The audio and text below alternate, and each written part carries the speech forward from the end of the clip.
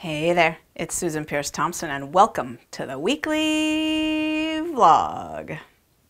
So welcome to part 3 of our series that we're doing on why is food the hardest addiction to kick? And I am serious. I really do believe that food is the hardest addiction to kick. Now, addiction is a beast, and any addiction that you're currently struggling with is going to feel like the hardest addiction.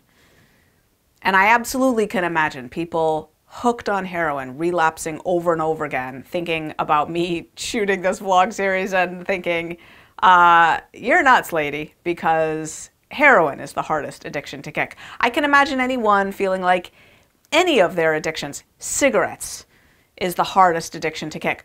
I've been hooked on most things that people think are really hard to kick. Crack cocaine, crystal methamphetamine, cigarettes, caffeine, alcohol, sex and love, and food. I really do think that food is the hardest addiction to kick, and there are reasons why. In part 1 of this vlog series, I talked about how you just can't stop. You just can't stop. It's the only substance that you're forced to continue consuming. And the boundaries between what's a permissible or non-addictive bite of food and what's not are not always clear, are somewhat specific to the individual, and that creates an incredibly slippery slope. You don't, an alcoholic knows what the first drink is. A food addict doesn't always know what the first bite is, and that makes recovery so much harder. That one is so critical that I made it a separate video in and of itself. The second part of this 3-part series was all about the brain and about how our brains respond particularly to food, because food is particularly critical for survival and reproduction. And so how the brain orients toward food as the addiction is wiring up, how it orients toward food as the addiction has taken root, and how it orients toward not letting us let go of the addiction, doing things deliberately to rope us back into the addiction that are specific to food, that do not happen when it comes to, say, quitting cocaine or any other substance of abuse or process for that matter. So the brain is a separate issue. That's part 2. Welcome to part 3, where our topic is the environment in which we move and live and breathe, because the environment that we live in is so stacked against us when it comes to kicking food addiction. It's not even funny, and way beyond what exists for any other addiction.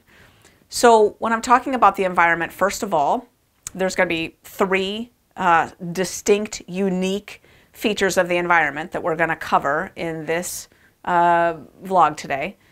The first part of the environment that I want to talk about is the multi-trillion-dollar food industry, and in particular the commercials that they throw our way. So there are limits, if not outright bans, on commercials for pornography, for cigarettes, for alcohol. There are no commercials for hardcore drugs of abuse like cocaine and heroin, but the multi-trillion-dollar food industry, in the United States at least, currently has no limits on when and how much and how enticingly it can advertise its food products to us. And as a matter of fact, they've gotten savvier about their advertisements. So they're now using medical and neuroscientific technologies, putting people in fMRI machines to test their commercials to make sure that the images and sounds hit the addictive centers of the brain optimally, and putting people in fMRI machines to taste their snack food concoctions to make sure that they've got the right taste bliss points to blow out those centers of the brain to keep us coming back for more and more. So, we don't have the cartels trying to figure out how to advertise cocaine to, it's just ludicrous, right? Like when you're driving to work, there aren't billboards for heroin, shooting up heroin, or, they're not advertising a buy one, get one free special for heroin. Like, it's just, you don't have these types of advertisements for other food products. Now, you do for caffeine to some degree, right? There are some advertisements for caffeine, but food is absolutely in its own category when it comes to the advertisements. And it's not just the advertisements, it's also the logos and the smells, like the environment that we live in. As you move through the environment, you're caught all the time with a sight or a sound or a smell that is a cue that entices you to break your food abstinence, to break your bright lines, and to get a hit, right? So that's the first way in the environment. The second way has to do with the sheer number, the plethora of location and time-based cues that trigger us to eat. So let me give an example of what I'm talking about here. If anyone used to smoke, former smokers will definitely relate to the incredible urge to smoke a cigarette when you're walking out of a movie theater, okay? That is a time and location-based cue to smoke a cigarette, because, a movie is an hour and a half, 2 hours, these days 2.5 hours. It's a long stretch of time without a cigarette for someone who's a smoker. And so when you're walking out of that theater and getting your first breath of fresh air, that is exactly when you would always light up a cigarette if you were a regular smoker. And so for years, potentially, even decades, if someone used to smoke cigarettes, when they walk out of a movie theater, the urge to light up a cigarette is going to be very powerful. That's because of the location and time-based cue to smoke. The thing about food is that the whole day practically is a series of location and time-based cues to eat, right? If you wake up in the morning and the first thing you think of is a cup of coffee, and you're going to dump cream and sugar into that coffee, you wake up with a location and time-based cue to eat addictively, right? That cream and sugar, make no mistake, is addictive eating. Then probably within another, hour or two, you've got some sort of location and time-based cue to eat your next addictive thing, right? Then maybe you get to the office and there's treats here, or there's a platter of Danish there, or whatever, right? And so you move through your day, and frankly, there isn't anywhere now where it's not sanctioned to eat. If you're a smoker or, a heroin addict, there's all kinds of places that you can't use your drug, where you wouldn't, where you couldn't. But flagrant addictive use of food is sanctioned right out in the open for anyone to see. You can just be putting food into your face intensively, and it's totally okay in our society. So there's no need to hide it. There's no place where it's off limits. Whereas every other addictive process or substance, you have to sort of hide or, not have out in the open, and you're not going to be cued to do it all throughout the day. So the location and time-based cues and sort of the out in the open nature of it is absolutely unique to food. And then finally, the third feature of our environment that is so specific to food is how the social environment is constructed to not just how do I put this? It's like, for most addictions, let's say, pornography, right? The social environment doesn't reinforce using.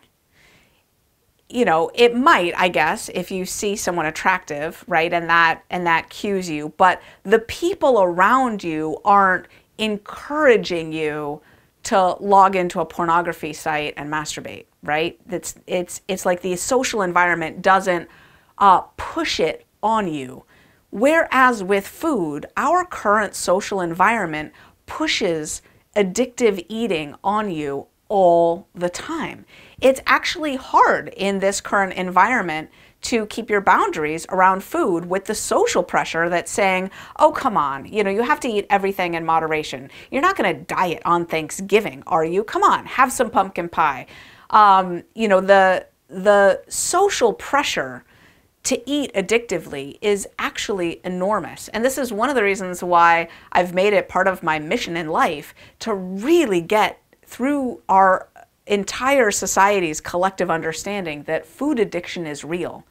Because I want to see the type of backing off that I've seen personally as a recovering alcohol addict around alcohol. When I used to, 28 years ago when I quit drinking, when I used to say I didn't drink on New Year's Eve, sometimes I would get pressure around that. Come on, it's New Year's Eve. I never do anymore. When I say clearly I don't drink on New Year's Eve, people trip over themselves to get me something non-alcoholic to drink for a toast at midnight, right? There's so much respect for the notion that alcohol is addictive, that some people really should not be drinking. It's better for everybody if those people don't drink. And hooray, right? That pressure has, not entirely gone away, but mostly gone away. There isn't that sort of pressure anymore.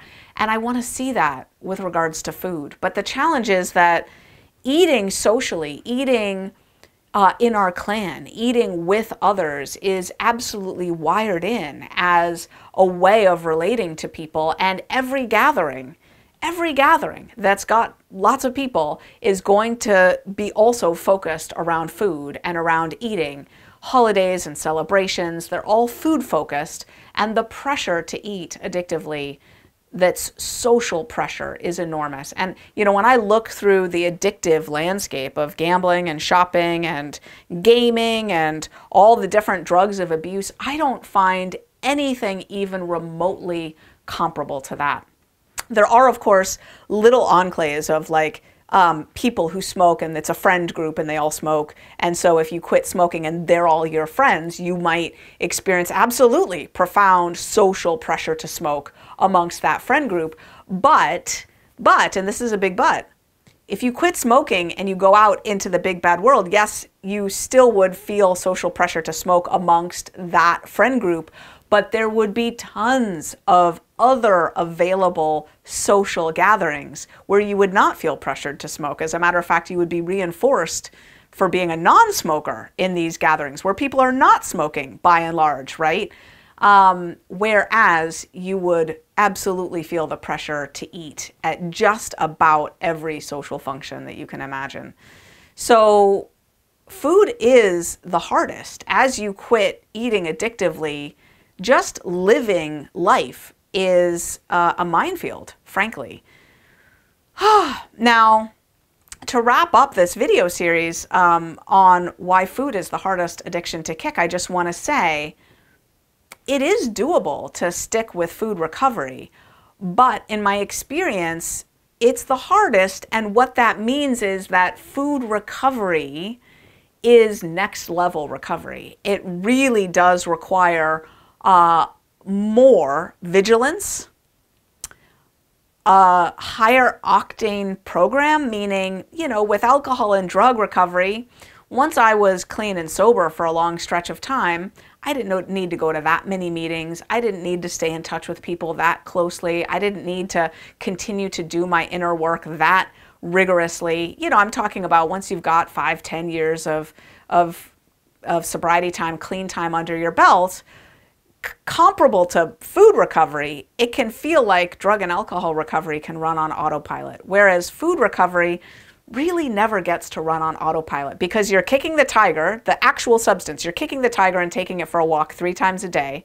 So you're still consuming the substance. The slippery slope is all around you in terms of exactly what you're eating, right? And you're in this food environment that's going to nonstop reinforce the opportunity and that temptation to eat off plan, to eat off plan, to eat off plan. And you've got a brain that would prefer that you do as well. So food recovery really takes more. It really takes more than recovery from any other addiction. in my experience, and also, you know, if you look at the 12-step programs that relate to these different, you know, these different substance or process addictions, what you'll find is that the food communities where people are really recovering, they have a pretty high octane program that they recommend, right? And so Bright Line Eating is, it's a multifaceted approach to address food addiction recovery on so many levels. And that's because food is the hardest. And that's the weekly vlog. I'll see you next week.